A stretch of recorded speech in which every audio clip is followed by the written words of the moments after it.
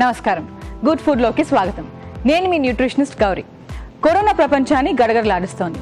Corona అయినా మరొక virus అయినా దాని బారిన పడకుండా ఉండాలంటే రోగనిరోధక శక్తి చాలా అవసరం. అందుకనే సులువుగా, రుచిగా, ఆరోగ్యకరంగా చేసుకునే రెసిపీస్ మనం ఇప్పుడు గుడ్ ఫుడ్ లో చూస్తున్నాం. ఇప్పుడు మనం చేసుకోబోయే రెసిపీ పప్పు కట్టు సూప్.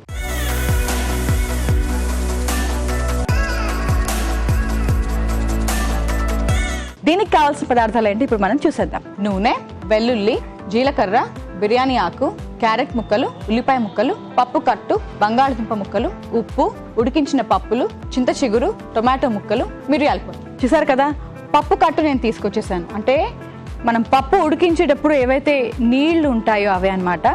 కొంచెం ఎక్కువగానే నీళ్లు మనం చక్కగా వాడుకోవచ్చు. నేను ఒక కప్ అంతా తీసుకొచ్చాను. తర్వాత ఏ పప్పులు వాడాను అంటే మనం కందిపప్పు, శనగపప్పు, పొట్టు పప్పు, ఎర్ర కందిపప్పు, పెసరపప్పు లాంటివి అన్నీ కూడా కలిపేసేసి నేను తీసుకొచ్చాను అనమాట. అన్ని పప్పులు కూడా వాడుతున్నాము. ఇది కూడా ఒక కప్పు నేను తీసుకొచ్చేసాను. సో ఇప్పుడు మనం సూప్ తయారు చేసుకుందాం.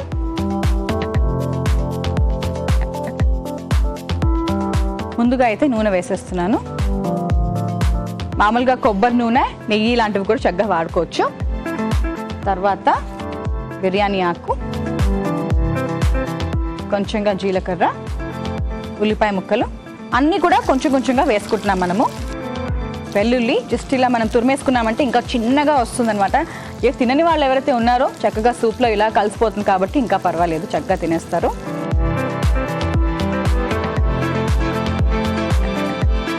తర్వాత కొంచెం క్యారెట్ ముక్కలు, కొన్ని బంగాళదుంప ముక్కలు, కొన్ని టొమాటో ముక్కలు,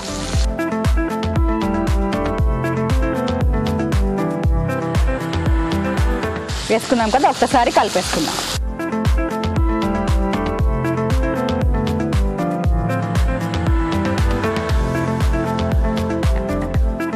తర్వాత చింత చిగురు కొంచెంగా.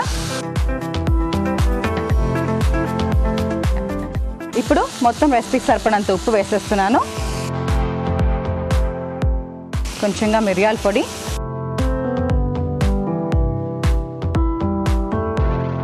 ఉడికించిన పప్పులు కూడా వేసేస్తున్నాను. ఒకసారి ఇదంతా కూడా మనం కలిపేసుకుని వేయించేసుకుందాము. సో పప్పు కూడా బాగా మనకి కలిసిపోయింది. ఇప్పుడు పప్పు కట్టు కూడా వేసేస్తున్నాను. ఓకే,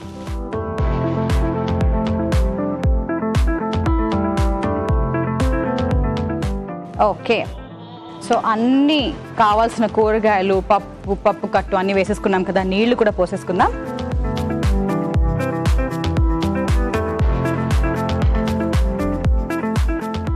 ఓకే, సో ఇప్పుడు ఈ సూప్ అంతా కూడా మనకి బాగా మరగాలి. ఈ కూరల నుంచి వచ్చే, పప్పు నుంచి వచ్చే ఫ్లేవర్స్ అన్నీ కూడా మనకి సూప్లో బాగా రావాలి కాబట్టి మరిగించాలి కదా. మరిగాక మనం సర్వ్ చేసుకోవడమే. సో ఇక్కడ చక్కగా సూప్ మనకి చాలాసేపు నుంచి మరుగుతోంది. అరోమా కూడా చాలా బాగుంది. ఇప్పుడు మనం సర్వ్ చేసేసుకుందాం చూసి. ఓకే, స్టవ్ ఆఫ్ చేసేసాను. ఓకే, కూరలన్నీ కూడా బాగా వేసుకున్నాం కాబట్టి మరి ఎక్కువసేపు బాగా మెత్తగా అవ్వాల్సిన అవసరం లేదు. కొంచెంగా మెత్తగా అయ్యి జస్ట్ ఆ కూరగాయలకి ఉన్న ఆ టేస్ట్లు అన్నీ కూడా మనకి సూప్లో వచ్చేస్తే సరిపోతుంది. సో ఇప్పుడు మనం సర్వ్ చేసుకుందాం.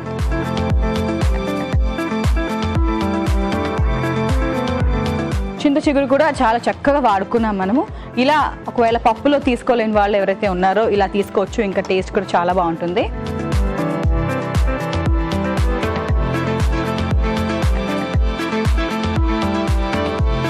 కొంచెంగా కొత్తిమీర వేసేస్తున్నాను పైనుంచి. వావ్, చాలా చక్కటి సూప్ అండి.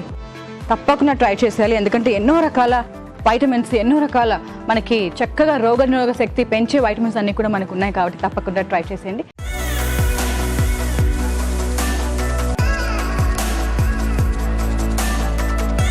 మరొక మంచి రెసిపీతో గుడ్ ఫుడ్లో మళ్ళీ కలుద్దాం. అంతవరకు నమస్కారం.